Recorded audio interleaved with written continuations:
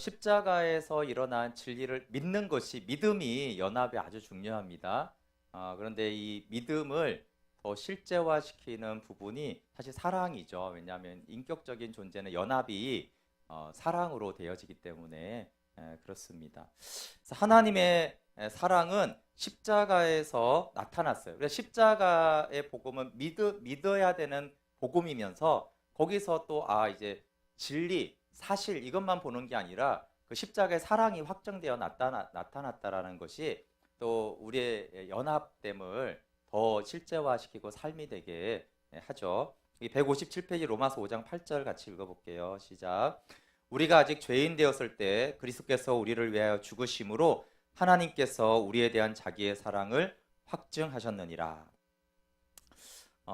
모든 사랑이 연합은 아닙니다. 그래서 짝사랑은 연합이 아니에요. 그래서 서로 사랑이 연합이거든요.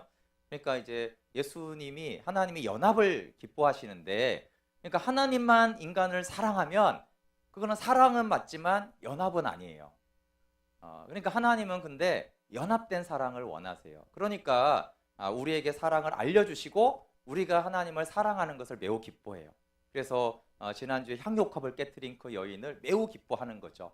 왜냐하면 뭐 그러든 안 그러든 예수님은 사랑하시는데 같은 사랑이 나타나야지 연합이 일어나거든요.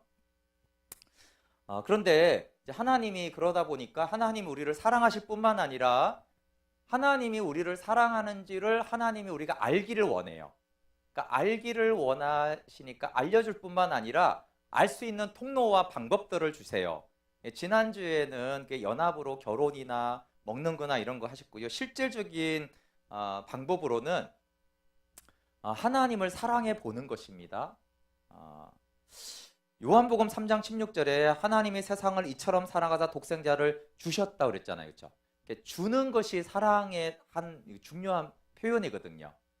사랑하는데 주지 않는다. 그럼 이제 그 사랑의 문제가 있는 것이죠. 그런데 아무것도 줘본 적이 없는 사람은 사랑을 몰라요.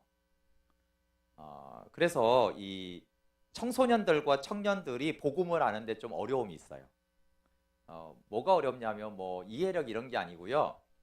태어나서 한 번도 줘본 적이 없는 사람은 독생자를 내어주신 사랑이 뭔지를 몰라요. 근데 이제 좀 살아보고 그러면서 어쨌든 자꾸 줘보잖아요. 줘보면 준다는 게 뭔지를 알아요. 그것도 점점 가장 중요한 거, 가장 소중한 거, 내 생명과 같은 것을 준다라는 개념이 뭔지를 알죠. 그래서요, 어떤 사람이 하나님의 사랑을 잘 아냐면요, 가장 중요한 것을 줘본 사람이 알아요. 그래서 우리가 하나님께 헌신하는 가장 큰 유익은 하나님을 위해서 많은 일을 하는 것이 아니고, 하나님 전능하니까 그게 아니고, 하나님께 가장 많은 것을 헌신한 사람은 거꾸로 하나님의 그냥 사랑을 많이 알아요. 뭐 예를 들면 실제로 그 네팔에서 선교사님이 이제 아이들을 두고 이제 선교 활동을 하다가 그 고산지 좀 추우니까 난방이 따로 없으니까 이렇게 연탄 난로를 이렇게 하고 나갔다 오니까 그 두 아들이 연탄가스에 이렇게 질식돼서 죽었어요. 그래서 그 선교사님이 그 네팔 땅에 이제 그 아이들을 묻고 이 아이들을 내가 묻었으니까 나는 여기서 계속 섬기겠다고 하면서 물론 너무 슬프고 비통하지만 그 두 아들을 묻으면서 그때 그 선교사님이 한 말이 하나님 이제야 하나님이 독생자 예수님을 내어줬다는 말이 무엇인지 알겠습니다. 그 왜 그래요? 선교사까지 왔지만 자기는 아직은 독생자만큼 귀한 거를 드려본 적은 없는 거예요. 근데 어쨌든 간 목적이 선교하러 갔다가 두 아들이 그렇게 죽고 그걸 하나님께 드리면서 도대체 아들을 드린다는 게 뭔가? 그것도 뭐 돈 벌고 자기 성공하려고 내어주는 것이 아니라 그냥 내어주는 것이 뭔가? 그걸 좀 아는 것이죠. 그 김용의 선교사님이 참 어쨌든 복음을 전할 때 참 탁월하세요. 근데 그분이 다른 부분도 탁월하지만 참 이렇게 말씀을 들으면서 참 따라가기가 어려운 게 뭐냐면 그분이 하나님께 줘본 게 많으신 거예요. 그거는 생각과 이론과 설득이 아니고 뭐 뭐 어쨌든 그분이 큰 아들을 뭐 기니사우루스에 보내고 그 아들이 실제로 말라리아로 오늘이 위기입니다. 이런 경험들이 있으시거든요. 내 아들이 그것도 아버지가 이렇게 태어나자마자 들여가지고 내 아들을 성교지로 보냈는데 그 아들이 오늘 죽을지 모릅니다. 사경을 헤맵니다. 그때 하나님께 살려달라고 막 기도를 하다가 새벽녘에야 문득 깨달은 것은 살리는 것보다 더 중요한 게 뭐냐면 나는 내 아들이 죽을 가능성을 두고도 이렇게 힘들어하는데 하나님은 아들을 죽을 가능성으로 보낸 게 아니라 아예 처음부터 죽으러 보내셨고 그걸 죽으러 보내서 그냥 살짝 넘어간 게 아니라 또 가장 처참하게 가장 비참하게 가장 극악하게 죽이셨고 그것도 친히 죽이셨다라는 거예요. 그래서 아들이 성교지에서 죽음의 위기에 있는 그 감정과 내어줌이 있었기 때문에 독생자를 십자가에 못 박았다라는 아버지의 사랑이 무엇인지에 대해서 더 느끼는 것이죠. 근데 우리 청소년들이 태어나서 늘 부모에게서 받기만 하고 한 번도 이렇게 줘본 적이 없는 아이들은 아무리 예수님이 너희들을 위해서 죽었어. 하나님이 독생자를 내어주셨어. 네, 그렇군요. 고마운 일이라고 생각해요. 이렇게 하는 게 도대체 뭐 내주는 게 뭔데? 뭐 그 사랑이겠지. 관념이잖아요, 그렇죠? 관념이 되는데 정말 내줘 본 사람, 더군다나 내줬는데 거절당했을 때도 내주는 걸 해보면 상처 엄청 받잖아요. 상처는 받지만 그때 뭘 느껴요? 예수님은 상처 정도가 뭐예요, 그렇죠? 못 박으라는 저주하는 그들을 위해서 내어줬잖아요. 그래서 여러분 봉사의 유익은 우리가 하나님을 위해 일을 하는 게 아니에요. 하나님은 전능하니까 사람의 일꾼이 필요 없어요. 근데 하나님의 일을 하다 보면 하나님의 사랑을 더 알죠. 그러니까 뭐 셀장이나 교사만 조금 해봐도 어떤 걸 느껴요? 윤영호 집사님이 교사를 해요. 자기 시간 내고 마음을 내고 가끔 밥도 사주고 해요. 애들이 알아요? 모르죠. 당연한 듯. 귀찮다는 듯. 왜 나를 괴롭히는 애들까지도 심지어 있어요. 그러면 어떤 생각이 들어요? 짜증나게. 내가 이렇게 해야 돼? 뭐 내가 왜 니네들을 위해서 이렇게 해야 돼? 근데 그러다가 뭘 느껴요? 예수님이죠. 예수님이 이 땅에 찾아와서 사람들 어떻게 했어요? 오히려 물론 다른 사람들 좀 죽이려고 했죠. 거꾸로. 고맙다라는 건 고사하고 오히려 죽이려고 했어요. 근데 내가 괜히 4시간 내줘보고 애들이 무관심하고 그런 게 안 느끼면 그 예수님의 마음 사랑은 못 느끼죠. 언제나 내가 하면 감사함으로 응답이 오고 그런 것만 받아봐서는 예수님이 어떻게 나를 사랑했는지 잘 몰라요. 근데 나는 사랑하고 나는 안 줘도 되는 거를 내줬는데 거절당하고 때로는 핍박당하면은 아니 하나님이 우리한테 내줘야 될 이유가 없잖아요. 원래 그렇죠? 하나님 뭐가 아쉬워서 독생자를 내줘야 돼요? 아쉬운 건 없으시잖아요. 우리가 아쉽지. 근데 오히려 아쉬운 우리는 큰소리치고 예수님 뭐 비난하고 모독하고 아쉬운 것 없는 하나님은 독생자를 내어주시고 이런 어처구니 없는 상황이 우리가 경험해보면 그 자체는 봉사할 때 마음이 상하지만 내가 어떤 사랑을 받았는지 나도 예수님 무관심하고 나도 주님이 십자가 죽었다는 거에 대해서 왜 굳이 죽으세요? 나는 나대로 살 수 있는데 이런 나를 여전히 끝까지 사랑하신 그 사랑을 알게 돼요. 그래서 내어줘 보고 교회에서 헌신해야 돼요. 상처를 많이 받아야죠. 나는 했는데 저것들이 그때 뭘 알게 돼요? 하나님의 사랑이죠. 그럼 그런 경험이 조금도 없는 사람들은요. 작년이 돼도 하나님 사랑 몰라요. 철저하게 이기적으로 사는 사람들은요. 그 내어준 십자가 사랑을 몰라요. 사실 거절당하는 건 힘든 일이 맞는데 그러면서 주님이 날 사랑한 것에 비하면 나는 이 거절감은 아무것도 아니구나. 그런 것이죠. 그럼 그것이 헌신한 사람들의 사실은 복이에요. 물론 헌신하면 상처도 많이 받지만 헌신한 사람만이 그래서 십자가 사랑을 알아요. 그 외로운 사랑, 그 짝사랑.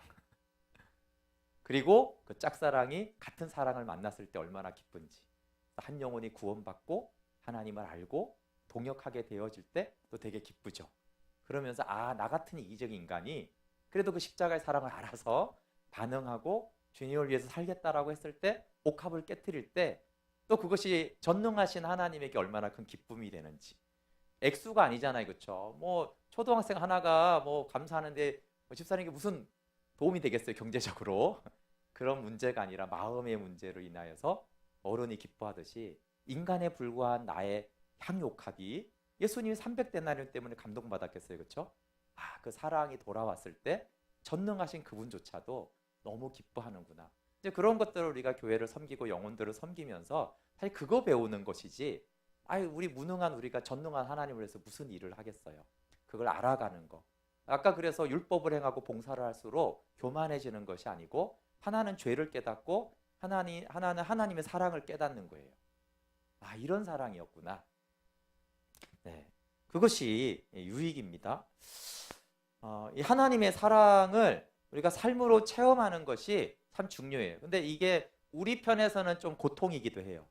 아까 말한 대로 상처 안 받고 그러면 좋겠는데 사실 거절당하고 외롭고 그런 과정이 하나님의 그러나 그런 것이 없이는 우리가 하나님의 사랑을 알지 못해요. 그래서 진리적으로 십자가가 실제이듯이 또 우리 마음 안에서 하나님의 사랑이 실제가 되기 위해서는 좀 비슷한 고난과 고통을 받아야 돼. 아픔. 그 속에서 하나님이 나를 이렇게 사랑하셨구나라는 것들을 알게 되죠. 그래서 우리 안에는 그런 상처들이 상처로 남지 않고 그것이 십자가로 가게 되어지면 오히려 그것이 굉장히 유익하죠. 내가 이 상처 없이 어떻게 십자가 사랑을 알겠어? 그렇죠? 그런 경험 없이 어떻게 내가 십자가 사랑을 조금이라도 알겠어요. 그래서 하나님이 그 상처를 허락하신 이유는 사실 하나님의 사랑을 내 마음을 알라고 네가 받은 사랑이 어떤 사랑인지를 알라고 그 시간을 허락하시기 때문에 그래서 그 상처를 가지고도 십자가 앞에 나아갔을 때 하나님 그 상처가 아프지만 감사합니다. 그래서 이게 아니면 내가 어떻게 그 십자가의 사랑을 내가 알겠습니까? 내가 얼마나 하나님 외면하고 거절했는데 그래도 나를 끝까지 사랑하신 그 사랑을 제가 어떻게 알겠습니까? 라고 하게 되어집니다. 이 하나님의 사랑을 삶으로 실제한 이야기가 있습니다. 이 타락한 세상에서 한 신실한 청년이 하나님을 믿고 있을 때 하나님이 이 청년에게 너 결혼하지 않을래라고 제안했어요. 여러분 이런 말을 들으면 얼마나 기쁘겠어요, 그렇죠? 그래서 이 청년도 정말 좋습니다. 그러면서 이제 하나님이 결혼 해줄 자매를 이제 연결시키기를 원하셨는데 하나님이 한동안 오랫동안 말씀하지 않아서 계속 이 청년이 물었죠. 그랬더니 하나님이 응답해 줬는데 매우 불편했어요. 왜냐하면 매우 그 동네에서 평판이 좋지 않은 여자였기 때문에 자매였기 때문에 그리고 그러나 이제 그것도 순종을 했는데 가족들, 교인들 다 반대하고 왜 저런 여자고 그거는 하나님의 음성이 아니다라고 이렇게 반발을 했지만 형제에게 너무나 하나님 말씀이 분명했기 때문에 결혼을 했습니다. 이 신실한 청년이 하나님께 헌신하고 신학교를 가고 전도사가 되고 신혼 살림을 차렸어요. 근데 이제 결혼한 이후에 이 아내가 처음에는 이제 뭐 좋죠. 신실한 형제가 다가오고 사랑해주고 교회 생활하니까 좋은데 이제 결혼하고 좀 지루해지고 다시 옛날 생각이 나고 그러면서 다시 이제 세상 밖으로 놀면서 또 술집에 가기도 하고 남자들을 만나기 시작했습니다. 그러니까 어느 날 이제 잘 집에 돌아오지 않아서 이 남편이 많이 찾아다녔는데 이것이 이제 실제로 또 미국에 실제로 있었던 실화기도 해요. 이 내용이 성경의 얘기이기도 하지만, 근데 사모님을 술집에서 만나게 된 것이죠. 너무나 이렇게 시로라기 같은 옷을 입고 충격을 받고 그렇지만 이렇게 사모님을 아내를 설득해서 집으로 데려왔는데 설득하고 돌아온 이후에 알게 된 것은 이 사모님이 다른 남자의 아이를 임신했다라는 것이. 그래서 또 너무 충격을 받았지만 하나님 안에서 이제 용납하기로 했기 때문에 그 아이를 낳고 또 아이를 자기 자녀로 키운 것이죠. 그런데 이 아이가 좀 크고 나서 다시 이 아내가 세상으로 나가고 다른 남자들을 만났어요. 그러면 그때 얼마나 사람들의 비난이 많겠어요. 아, 그 애는 고아원에 맡기고 너는 따로 살아라. 뭐 이런 등등의 말이 있었지만 계속 하나님께서 이 여인을 품게 하셨기 때문에 다시 또 그 여인을 찾아가서 또 데려오고. 근데 이 사건이 무려 이제 3번이나 같이 있었습니다. 그리고 이 3명의 아이들은 각각 다른 남자의 아이였어요. 그런데 마지막으로 이 3아이를 다 남겨둔 채 이 아내가 집안에 있는 모든 돈을 다 훔쳐서 다른 남자와 4번째로 도망을 갔습니다. 그때 이 남편이 너무 화도 나고 속상하지만 잘 됐다고도 생각했죠. 아예 그냥 도망가서 이제는 진짜 끝내는 게 낫겠다. 그리고 이사를 하고 그냥 하나님밖에 없고 친구 다 관계 끊고, 왜냐하면 막 하도 비난이 많고 정죄하고 막 이러니까 도대체 아는 사람들하고 다 연결을 할 수 없어서 그냥 혼자 그 아이들을 키우면서 살아가고, 그냥 늘 교회 생활도 사실 잘 못하고 밤에 몰래 교회 와가지고 기도하고 그런 식으로 하고 있을 때 하나님 어느 날 기도할 때 하나님 말씀하셨어요. 너의 아내가 버림당했으니까 그 아내를 가서 데려오라는 것이에요. 그래서 이 남편이 너무 화가 나가지고 하나님께 따지기 시작했죠. 네, 그 하나님은 항상 원래 분리할 때 안 나타나십니다. 그래서 이 남편이 막 이제 그동안 3번이나 계속 참았는데 하나님이 하셨다니까 이제 더 이제 화가 나가지고, 하나님 너무하지 않냐고, 도대체 왜 나를 이렇게 괴롭히시냐고.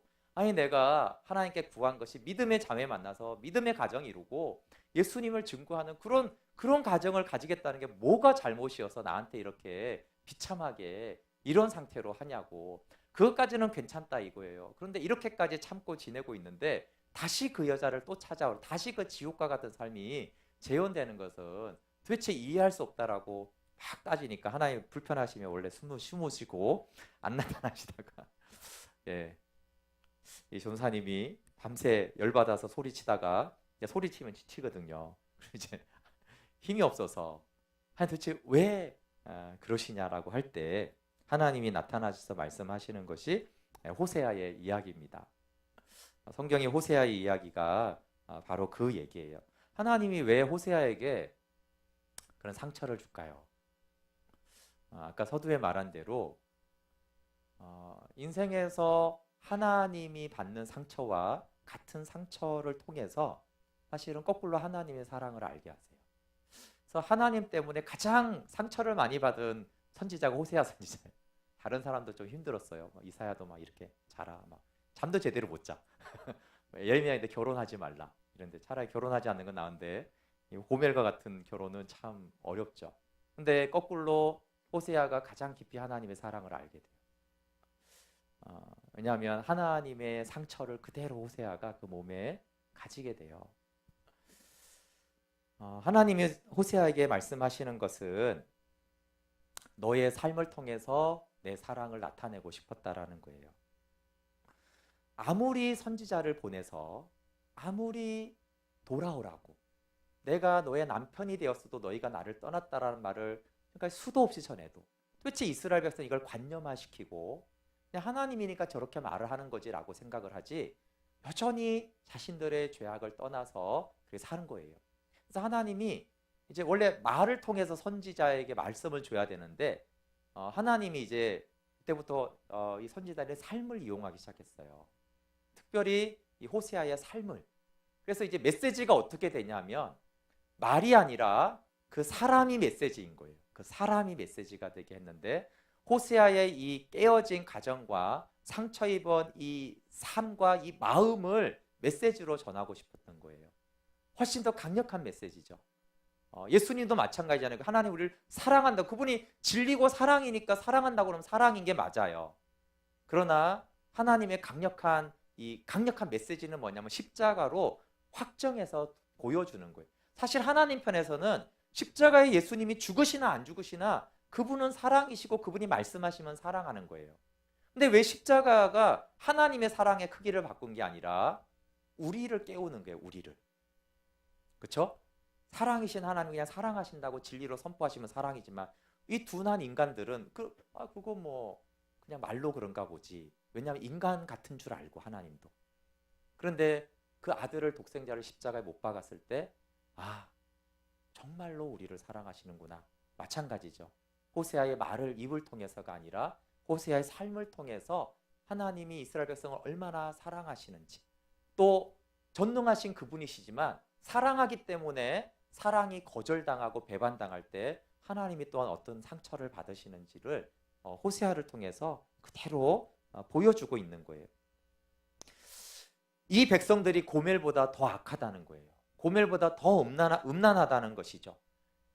여러분, 고멜이 어떤 식으로 이제 다른 남자를 만났냐 하면 고멜이 이렇게 호세아가 이렇게 돈을 벌어 오잖아요. 그럼 호세아가 열심히 돈을 모으며 이 돈을 가지고 다른 남자를 만났어요. 자기의 미모로 만난 게 아니라, 자신의 능력이 아니라 호세아의 돈을 가지고 호세아의 희생을 대가로 남자들을 만나고 자기의 즐거움을 쫓았어요. 이때 이스라엘 백성이 어떻게 했냐면 가나안 땅에 들어오잖아요. 그 하나님이 복을 주세요.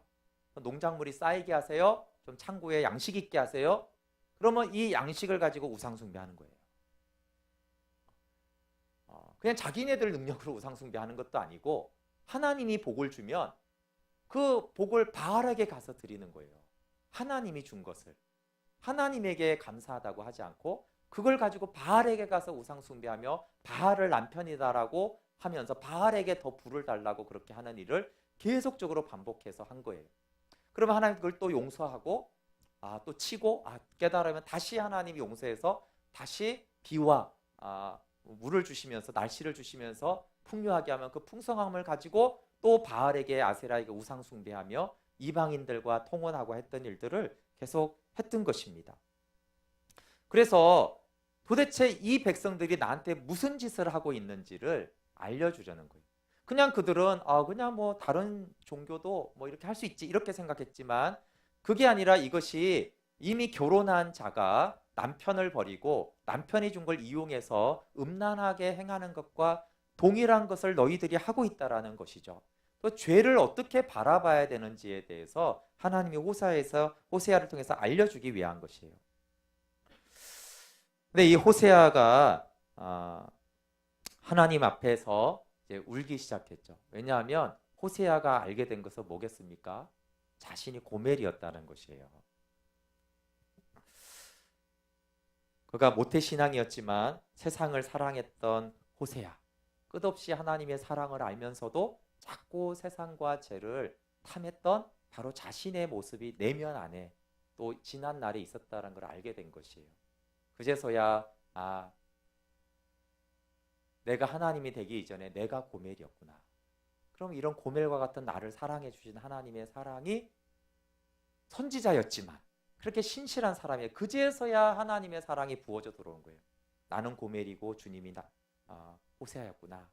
그리고 그 사랑을 알게 된 호세아는 비로소 하나님 말씀에 순종하게 돼요. 그래서 고멜을 다시 사러 가게 돼요. 근데 고멜을 사러 갈 때 독특한 게 전 재산을 가지고 가요. 그래서 은 15개와 보리 한 호멜 반을 가지고 가는데 이때 고멜이 노예로 팔렸기 때문에 노예는 은 30이에요. 근데 호세아가 은이 500개 있는데 그중에 30개를 가서 사는 게 아니고요. 집에 돈을 다 했더니 은 15개예요. 은 15개가 모자라잖아요. 그러니까 곡식 창고에 가서 자기가 먹을 양식을 다 가지고, 그러니까 전부를 가지고 자신을 그렇게 폐역하고 배신하고 떠나고 다시 그렇게 남자를 찾아간 이 여인을 사기 위해서 호세아는 전부를 주고 사요.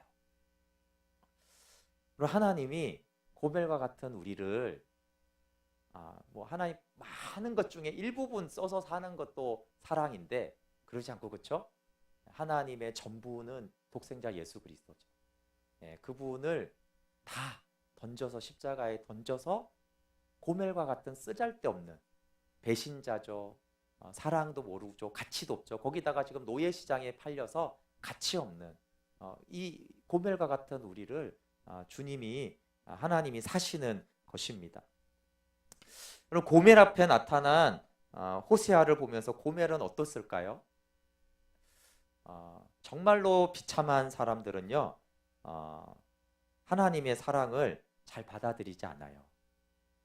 그래서 이 고멜은 어떤 상태에 있었냐면 벌써 세 번째 남자를 만나고 배신하고 네 번째 남자도 돈을 가지고 가서 갔는데 결국은 그 돈을 다 쓰고 나서 남자는 노동을 시키다가 노동력도 없어지니까 결국 이 고멜을 노예시장에 팔아버린 거예요. 근데 이제 악한 고멜이 한편으로 상처는 또 이빠이 받은 거죠. 정말 믿을 놈 없네. 사실 지가 믿을 놈이 아니면서 또 고멜 입장에서는 남자들이 계속 버렸고 노예시장에 팔았으니까 정말 믿을 놈 없네. 나 같은 여자를 누가 사랑해? 나 같은 배신자. 다 버리는 나를 누가 사랑해? 그런데 호세아가 자기를 사러 온 것이에요. 그리고 한편으로 너무 큰 사랑은요 기가 차거든요. 현실 감지 않고. 아니 도대체 호세아 너는 다 다른 남자들은 다 나를 버리는데 아니 버리면 네가 나를 버렸어야 되지. 이 바보 같은 놈아 왜 나를 네가 다시 사러 오고 나를 사랑한다고 그래. 그렇게 받아들이지 않는 고멜을 호세아가 안아주면서 자신을 어떻게 하나님이 사랑했는지를 말해주는 것이죠. 그때서야 고멜이 왜 호세아가 자기를 찾아왔는지 이게 하나님의 사랑이라는 것을 알고 그 마음을 돌이키게 되어집니다. 그리고 두 사람은 행복하게 잘 살았답니다. 사실은 마지막은 그렇지 않아요. 안타깝게도 그 뒤로도 행복하지 않았어요. 물론 호세아와 고멜 얘기는 끝납니다. 이스라엘의 역사는 그 뒤로도 다시 이 비참한 얘기가 계속됩니다. 170페이지에 호세아 3장 1절부터 읽어볼게요. 제가 1, 2, 3장을 설명해 드린 거거든요. 같이 읽어볼게요. 시작. 여호와께서 내게 이르시되 이스라엘 자손이 다른 신을 섬기고 건포도 과자를 즐길지라도 여호와가 그들을 사랑하나니 너는 또 가서 타인의 사랑을 받아 음녀가 된 그 여자를 사랑하라 하시기로 내가 은 15개와 보리 한 호멜 반으로 나를 위하여 그를 사고 그에게 이르기를 너는 많은 날 동안 나와 함께 지내고 음행하지 말며 다른 남자를 따르지 말라. 나도 내게 그러하리라 하였노라.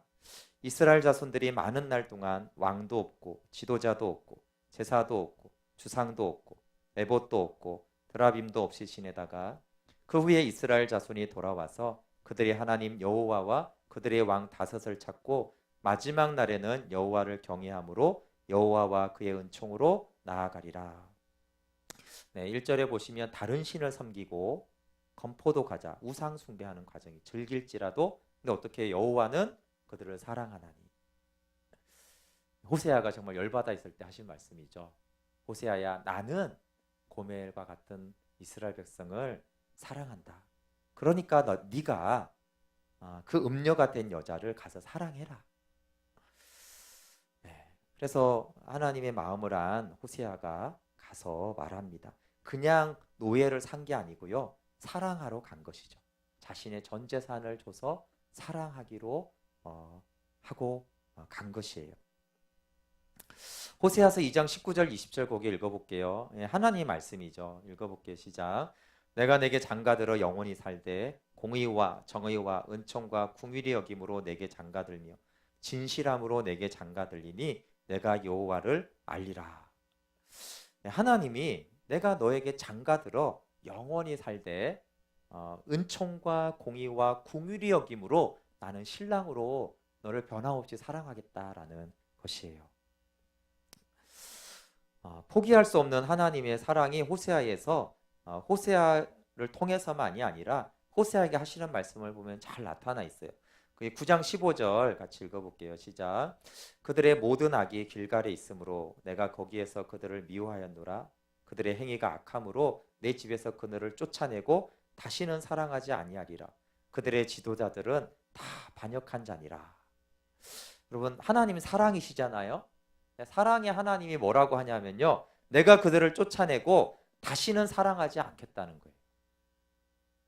아니 사랑이 본질인데 어떻게 사랑이신 하나님이 사랑하지 않을 수 있을까요?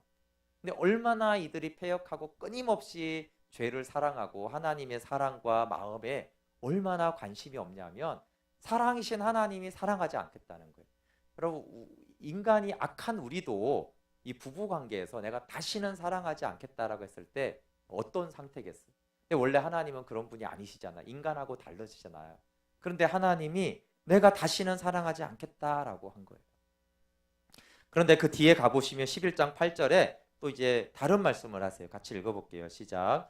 에브라임이여 내가 어찌 너를 놓겠느냐? 이스라엘아 내가 어찌 너를 버리겠느냐?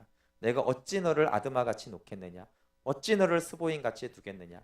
내 마음이 내 속에서 돌이키어 나의 궁율이 온전히 불붙듯 하도다. 네, 결국은 쫓아내겠다고 했지만 어떻게 너를 내가 쫓아내고 어떻게 내가 너를 버리겠느냐라고 하시면서 하나님은 다시 궁휼의 하나님으로 다시 백성들을 향한 사랑을 나타내세요. 그렇지만 여러분 이게 이 호세아를 통해서 하시는 말씀은 뭐냐면요. 하나님이 전능하시고 사랑이시다고 해서 우리의 죄와 배반이 아무렇지 않지 않다는 거예요. 우리는 이런 경향이 있어요. 그렇죠? 하나님이시니까 그냥 우리가 죄짓고 뭐 하나님은 괜찮아. 하나님은 강심장이 아니겠어? 그러니까 뭐 하나님은 우리가 이렇게 해도 뭐 강심장이니까 타격을 안 받으시고 언제나 그냥 사랑이 그냥 자연스럽게 흘러나오시는 그런 사랑이지라고 하는데 그렇지 않다는 거예요. 하나님은 완전한 사랑이지만 인격적인 하나님이시기 때문에 하나님은 거절과 배반과 음란에 대해서 오히려 순수하기 때문에 상처를 더 받으시죠. 사랑에 대해서 어떻게 생각을 하세요? 아까 말한 대로 사랑을 해보면 사랑을 안다고 했잖아요. 근데 순수하고 고귀하고 아주 순전한 사랑일수록 두 가지가 있는데 하나는요. 순전한 사랑은 끝까지 사랑하고요. 두 번째는 순전할수록 상처의 크기를 더 많이 받아요. 어떻게 생각하세요? 내가 만약에 저 여자와 남자를 50 정도로 사랑하잖아요. 그럼 저 여자가 배신할 때도 50 정도의 상처를 받아요. 근데 내가 1000을 사랑하잖아요. 그러면 저 사람이 배반할 때 내가 1000의 상처를 받아요. 그럼 하나님의 사랑은 무한대잖아요. 그렇죠? 그 무한대의 사랑이 의미하는 것은 첫 번째는 우리가 잘 알듯이 끝없는 용서와 사랑과 용납이에요. 사랑이 끝이 없기 때문에 끝없는 죄를 계속 용서하고 용납하세요. 근데 하나님의 사랑이 무한하고 순결하고 순전할수록 더 큰 상처를 받아요. 그러니까 사람의 사랑이 똑같지 않고 사람이 받는 상처가 똑같지 않아요. 근데 이제 사랑한다는 입장에서는 순전한 사랑이 끝까지 사랑하고요. 상처받는 입장에서는요. 사랑이 순전하고 아름답고 높을수록 깊을수록 그 사람이 더 많은 상처를 받아요. 심지어 둘이 똑같이 싸워도 더 사랑한 사람이 더 상처를 많이 받아요. 그래서 호세아서는 사실 두 가지를 말하는 거예요. 하나님은 사랑이시고 끝까지 사랑하는 것은 맞아요. 그러나 그 하나님의 순전한 사랑은 강심장, 상처 안 받는 사랑이 아니라 너무나 끝까지 내어줬기 때문에 당신의 자녀들의 백성들의 그 배신과 배반이 오히려 하나님은 더 깊으시죠. 그러나 더 깊음에도 불구하고 여전히 그 사랑은 끊임이 없는 거예요. 하나님과의 관계가 인격적이라는 것이에요. 여러분 가장 아름다운 사랑을 받은 우리예요. 여러분 근데 이 예레미야에게 그 172페이지 예레미야 31장 20절 읽어볼게요. 시작. 에브라임은 나의 사랑하는 아들, 나의 기뻐하는 자식이 아니냐. 내가 그를 책망하여 말할 때마다 깊이 생각하노라. 그러므로 그를 위하여 내 창자가 들끓으니 내가 반드시 그를 불쌍히 여기리라. 여호와의 말씀이니라. 책망하여 말할 때마다 깊이 생각해요. 그러면서 이 패역한 백성은 여전히 나의 사랑하는 아들, 나의 기뻐하는 자식이에요. 근데 그를 위하여 어때요? 하나님의 창자가 들끓는다는 거예요. 여러분 하나님의 사랑의 관계에 대해서 하나님은 전능하고 무한하고 완전하니까 요동도 하지 않고 언제나 그냥 사랑이 이렇게 나오기만 하는 그렇지 않다는 거예요. 이 패역한 백성들을 대할 때 창자가 뒤틀리면서 너무 아파하시고 또 때로 고민하시고 예수님도 겟세마네 내가 고민하여 심히 죽게 되었다. 이게 하나님이 완전하지만 사랑 때문에 그런 거예요. 하나님이 사랑이시기 때문에 이런 고충이 있고 아픔이 있고 고통이 있어요. 그러나 내가 반드시 너를 불쌍히 여기리라 이렇게 말씀해요. 불쌍히 여기겠다. 그리고 이제 이 31장 20절인데 31절부터 34절에 보면 새 언약을 맺으세요. 내가 이런 백성들을 위해 예수 그리스도를 보내주겠다. 오히려 아들을 보내주겠다. 그것이 하나님의 사랑의 마지막 결론이었어요. 그럼 가장 아름다운 사랑이 십자가 사랑입니다. 근데 우리가 하나님의 사랑의 어떠함을 정말 알고 또 그렇게 반응을 해야 되는데 모를 뿐만 아니라 하나님의 사랑을 너무 시시하게 생각하는 거예요. 그래서 여러분 드라마를 보거나 이러면 아줌마들이 다 뭐라 그래요? 배용준의 그 사랑과 저런 사랑 나도 한번 받고 싶다. 이런 환상에 많이 빠지잖아요. 여러분 근데 생각해보세요. 호세아가 만약에 그 시대에 TV가 있어가지고 고멜이 이렇게 TV를 보면 드라마를 보면서 나도 저런 사랑 한번 받아봤으면 좋겠다. 그럼 호세아가 한 대 뒤통수를 때려야죠. 여러분 왜냐하면 이 땅에 정말 수많은 드라마나 소설과 이야기는 사랑에 대한 얘기인데 성경 위에 이런 호세아의 사랑 얘기가 없어요. 왜냐하면 이 땅의 모든 사랑은 다 사랑할 만한 조건이 있어야 돼요. 이 땅에 뭐 남녀가 아무리 사랑스럽고 아름답다고 해도요, 모든 이 땅의 사랑은 사랑할 만한 조건과 이유가 있어서 사랑하는 거예요. 그래서 예쁘든가 그렇죠? 대표적으로 아니면 돈이 많든가 권세가 있든가 아니면 다 없으면 뭐라도 있어야 돼요? 빨간 머리 앤처럼 성격이 좋아야 돼요. 예쁘지는 않지만 사랑스러워. 예쁘지 않아도 사랑스러운 사람이 있어요. 뭐 하는 짓이라든가 성격이나 말하는 것이 뭔가 이쁘기라도 해요. 그러니까 어쨌든 뭔가 하나 이유가 있어야지 사랑하는 거예요. 그래서 드라마나 소설이나 만화책에도요, 조건 없는 사랑은 불가능해서 그런 걸 쓰거나 만들면 팔리지가 않아요. 근데 이 성경의 내용은 뭐냐 하면 말도 안 되는 사랑 이야기가 있는 거예요. 사랑할 이유가 없는 자를 사랑한 이야기가 이 성경인데 이 성경이 엄청 팔리죠. 왜냐하면 이게 이 사랑이 진리이고 진짜이기 때문에 힘이 있고 생명력이 있어요. 여러분 이제 고멜에 대해서 많은 사람들이 다 그런데 이뻤을 거라고 생각을 해요. 많은 사람들이 고멜이. 왜냐하면 여러 남자들을 만났잖아요. 근데 고멜은 이쁘지 않았을 거예요. 왜 그걸 알 수 있어요? 여러분 이쁜 자매가 왜 돈을 가져야 돼요? 이쁘면 돈이 없어도 남자들이 찾아와야죠. 근데 고멜은 항상 호세아의 돈을 가지고 나갔어요. 돈 있는 여자였죠. 근데 자기 돈이 아니라 그것도 자기가 돈 있으면 사랑받을 이유가 있는데 호세아의 돈이니까 원래 그 사랑받을 자격이 없는 거예요. 이쁘지가 않았어요. 성격은 좋았을까요? 여러분 호세아의 아들도 아니고 다 다른 남자한테 온 애를 호세아한테 맡기고 도망가는 여자가 성격과 인격은 어떻겠어요? 그러면 고멜이 돈이 있어요? 이쁜가요? 성격과 인격이 괜찮은가요? 고멜은 사랑할 만한 조건이 하나도 없었던 여자예요. 근데 호세아한테 사랑하라고 한 거죠. 호세아도 대단하죠. 네.